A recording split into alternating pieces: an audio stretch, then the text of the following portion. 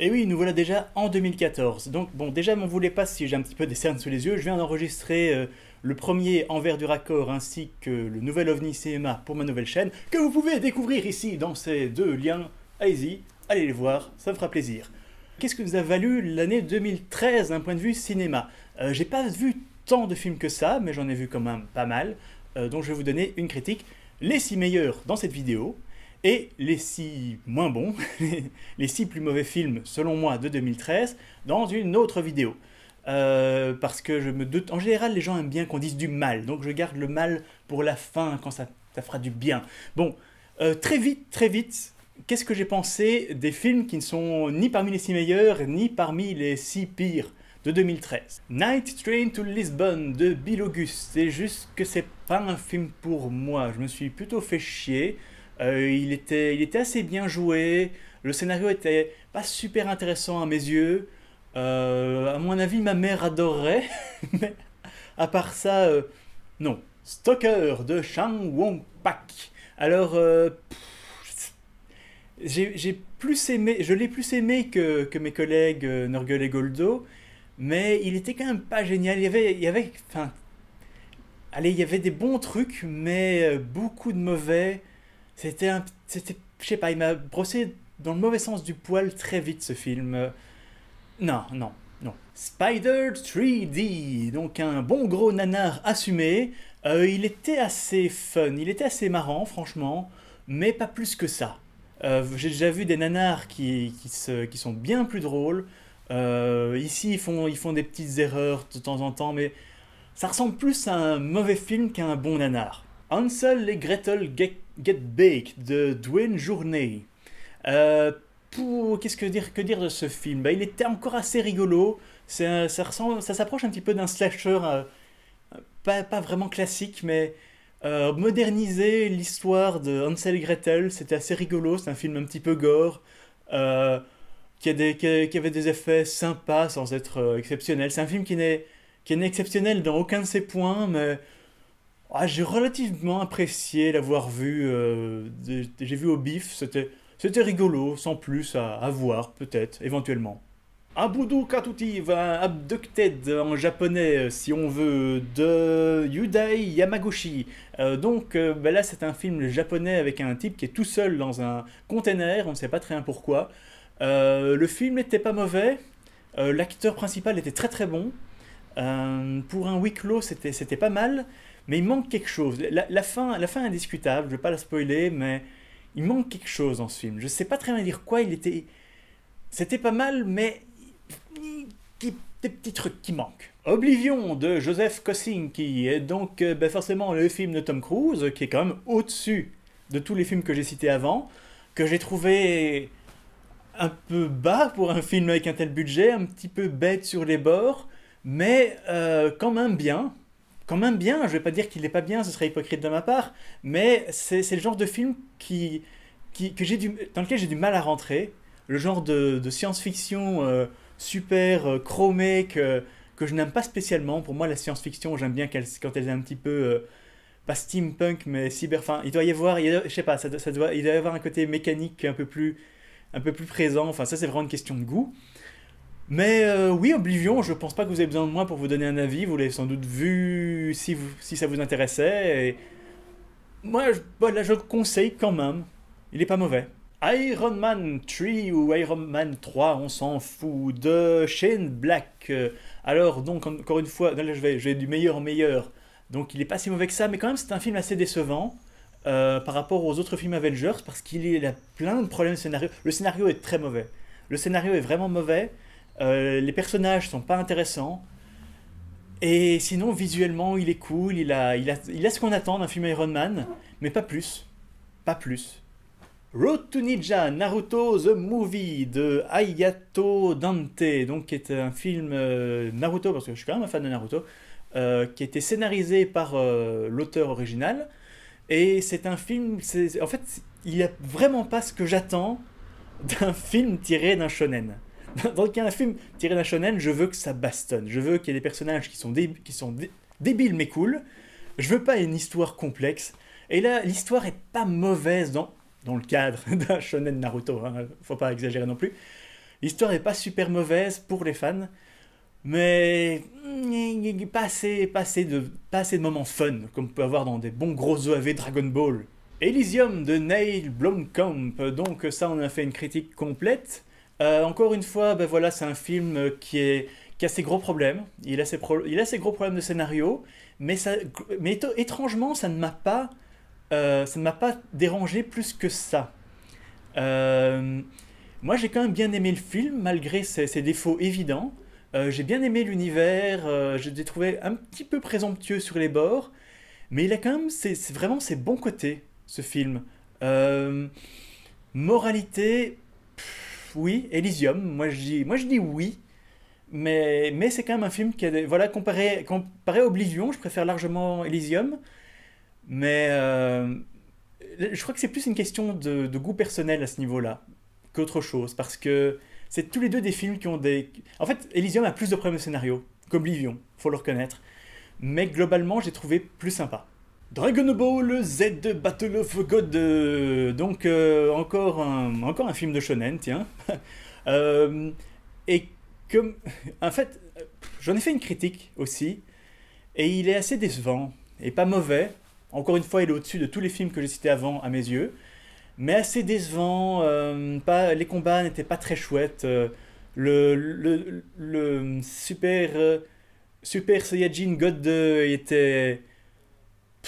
il était passable, mais la façon pour devenir Super Saiyajin God 2, c'était super chiant, c'était super nul. Moyen comme film, moyen quoi. Batman The Dark Knight Return, deuxième partie de Jay Olivia.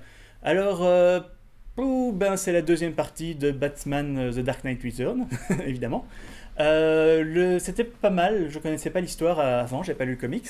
Et c'était encore sympa, je trouve qu'il y a des trucs intéressants, comment Batman compte combattre Superman. Beaucoup de gens crient que ce Superman n'a rien à voir avec le vrai Superman des comics. Moi, je suis pas un fan de Superman, donc je m'en fous un petit peu. Le vieux Batman est sympa, le Joker dans cette histoire est sympa. Beaucoup de bons trucs. J'ai bien aimé ce film. Les enfants loups, Ame et Yuki de Mamoru Hosoda. Alors j'ai hésité à faire un vlog dessus juste après l'avoir vu à l'époque. Je l'ai vu au cinéma quand même, dans une petite salle. Et comme j'ai décrété que Summer Wars était mon film préféré de tous les temps, je me suis dit que certains voudraient avoir mon avis sur ce film. J'ai préféré rien en dire parce que je voulais pas décevoir les gens. Parce que, bon, comme vous le voyez dans cette liste que je fais là, il est relativement haut. Mais vu comme, à quel point j'adore Summer Wars, ce film est relativement bas. Et là où ça me choque, c'est que je suis un fan absolu d'histoires de loups. Dès que tu mets un loup dans une histoire, tout d'un coup, moi je vais l'aimer, sans raison.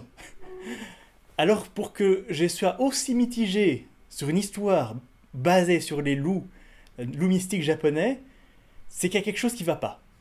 J'ai pas aimé le personnage principal de la mère, que je trouvais un petit peu conne. Je trouvais ça illogique qu'elle n'ait absolument personne à qui se confier. Pas de parents, pas d'amis, rien du tout. Personne sur qui il est. Le fait qu'elle ait tout sur les épaules, moi je trouve ça plus con de sa part que triste. Je vais pas rentrer dans le détail, mais je trouve que c'est un très bon film.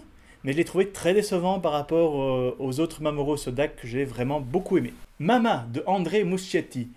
Euh, Mama, oui, ben, il est bien, il est très bien, Mama. Sauf la fin. En fait, il y a vraiment des séquences excellentes dans Mama. C'est un film d'ambiance qui ne compte pas sur les sursauts, pas trop, sur les sursauts à tout bout de champ. Visuellement, il y a des excellentes scènes. La personne qui joue Mama, espèce de contorsionniste horrible, il est génial. Il y a vraiment des très très bons trucs dans Mama. J'ai trouvé qu'il y avait certaines scènes bien stressantes.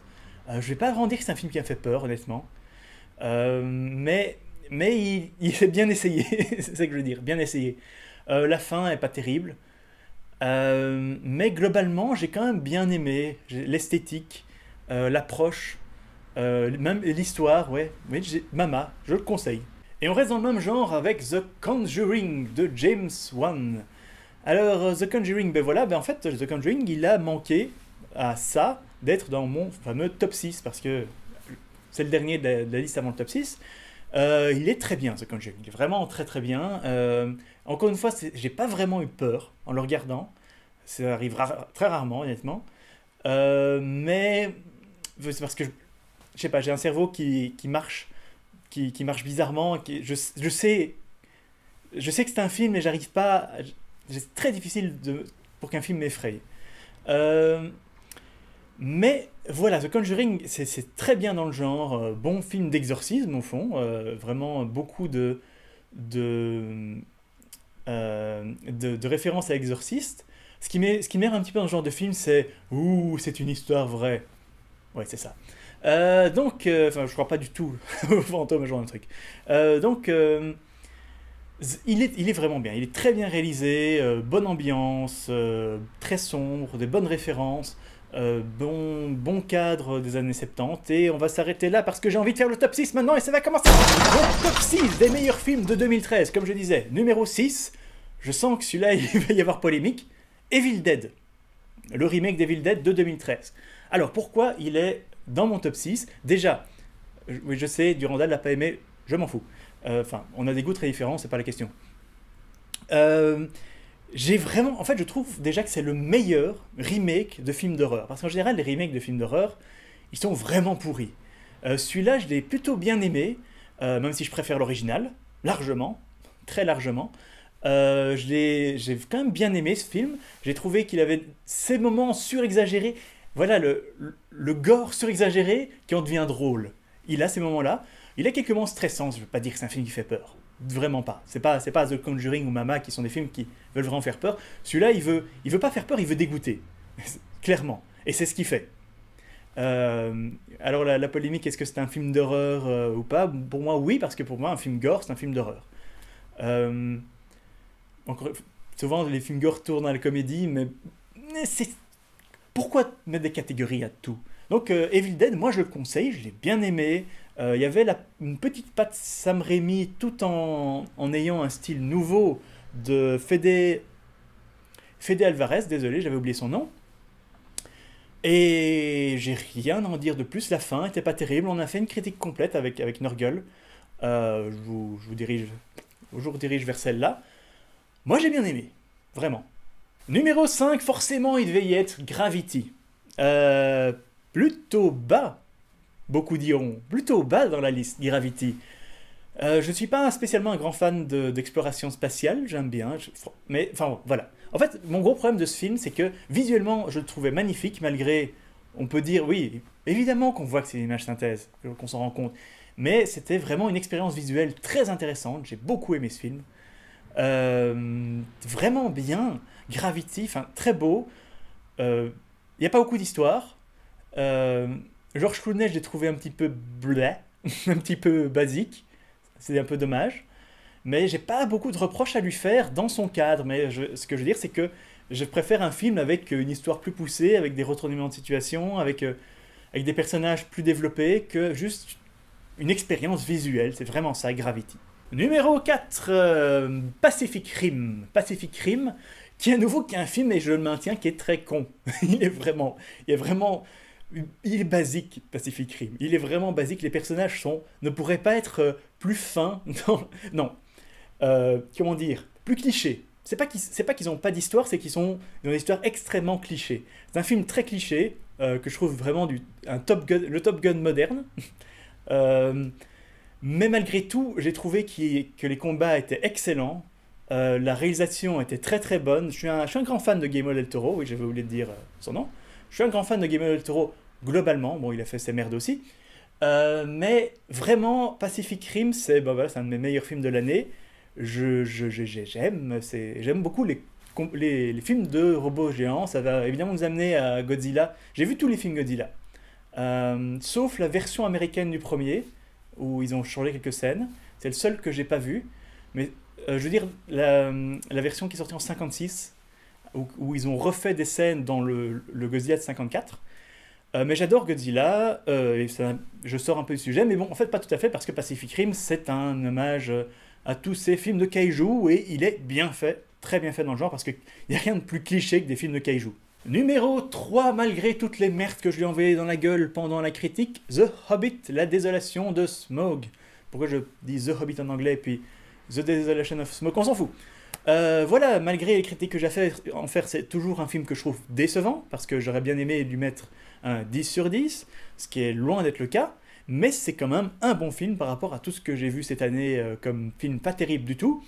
Moi, je l'ai trouvé fun. Bon, déjà, à nouveau, c'est toujours subjectif, ce genre de top. Hein. On peut pas, je fais pas un top objectif en disant quels sont les meilleurs films sortis cette année. Non, je dis quels sont les films que j'ai préférés cette année. Et donc, qu'est-ce que... Ben voilà, The Hobbit, j'adore j'adore le bouquin de base, enfin, les romans de Tolkien, j'adore la BD du Hobbit, j'adore cette histoire, et je les trouve relativement bien faites. Le problème, c'est le relativement. Encore une fois, je vous renvoie vers notre critique complète. Numéro 2, on arrive au bout. Numéro 2, c'est le tout premier film de 2013 que j'ai vu. En 2013, d'ailleurs, je crois qu'il est sorti en 2012 dans pas mal d'autres pays, mais en Belgique, il est sorti en 2013, donc je le compte dans cette liste-ci. C'est Django Unchained, donc de Quentin Tarantino. Tiens, c'est marrant, pour une fois, je n'ai pas besoin de regarder. Quentin Tarantino, bah, il est toujours bon. Django Unchained, c'est vraiment, je trouvais un western coup de cœur, très très très bien fait, vraiment vraiment prenant, les acteurs excellemment bons, tous les acteurs sont super bons, les dialogues, bah, Tarantino est un peu connu pour ça, sont bons, l'histoire est relativement simple, mais il y a tout ce qu'il faut dans cette histoire. Django Unchained, j'ai adoré, que dire de plus, voilà, il a ses moments gore quand il y a besoin de moments un petit peu gore, sans trop exagérer. Gore est peut-être pas le mot, mais quand il veut mettre une tête qui explose, il va pas hésiter à la mettre, quoi. Personnage prenant, histoire prenante, pas trop long encore que. Beaucoup des films que j'ai cités ont ce problème d'être trop longs. Ça, c'est les films modernes. Ils savent plus faire un film d'une heure et demie. Pour revenir sur Gravity, ça c'est un de ses bons points. Non, bien. Django Unchained, très bien. Vraiment bon. J'ai pas vraiment de critiques. Et les points positifs, ben, c'est juste que c'est bien fait, c'est bien réalisé, bien joué, bien écrit. Et le numéro 1 qui va apparaître ici, The World's End, le dernier pub avant la fin du monde. J'aime pas trop ce titre parce que c'est vraiment une pub pour le dernier bar avant la fin du monde. Ils ont pas, c'est pas un peu honteux. Donc le dernier pub avant la fin du monde, qui est donc forcément le dernier Edgar Wright, qui est un de mes réalisateurs préférés, qui est tout doucement en train de se propulser à la place de mon réalisateur préféré, tout doucement. Vraiment, Edgar Wright, il y a rien qu'il a fait que je n'aime pas. The World's End, j'ai pas... Comment dire, je maintiens ce que j'ai déjà dit, c'est que pour moi c'est le moins bon de la trilogie Cornetto. Donc Shaun of the Dead, Hot Fuzz et The World's End. Je trouve quand même que c'est moins bon, mais c'est quand même mon meilleur film de l'année. Est-ce que c'est triste? Non, parce que c'est quand même un excellent film. Il est moins drôle. Il est beaucoup moins drôle que les deux autres, mais ça n'empêche que c'est un excellent film avec des excellents acteurs. L'humour anglais, j'adore ça, j'en boufferai tous les jours. Là, ben, c'est un film qui est drôle, qui est prenant, qui est vraiment super bon. Enfin, The World's End, pourquoi il a été si mal distribué? Ça, c'est une tristesse que j'ai. Déjà, mon film préféré de l'année passée, c'était Dredd. Dredd 3D, Dredd 3D, enfin, comme on veut, qui a été très mal distribué. Ben, cette année, mon film préféré, c'est à nouveau un film qui est super mal distribué. J'ai été le voir au cinéma à Lille. En Belgique, il n'est pas sorti du tout, à ma connaissance. C'est triste parce que c'est un tellement bon film qui sort en DVD, ici, là, achetez-le en DVD, allez le voir, super bon. Voilà, The World's End, Edgar Wright, Simon Pegg, Nick Frost, Martin Freeman, et les autres, qui sont très bons aussi, mais dont je ne me souviens pas le nom. C'est tout. Ben voilà, donc c'était mon top 6, et le reste de 2013, et maintenant, je vous invite à aller voir les films que je n'ai pas aimés en 2013. Bon, j'en ai un petit peu parlé ici aussi. Mais le top 6 des plus mauvais films de 2013. Et vous allez voir, il y a beaucoup de blockbusters. Ouais.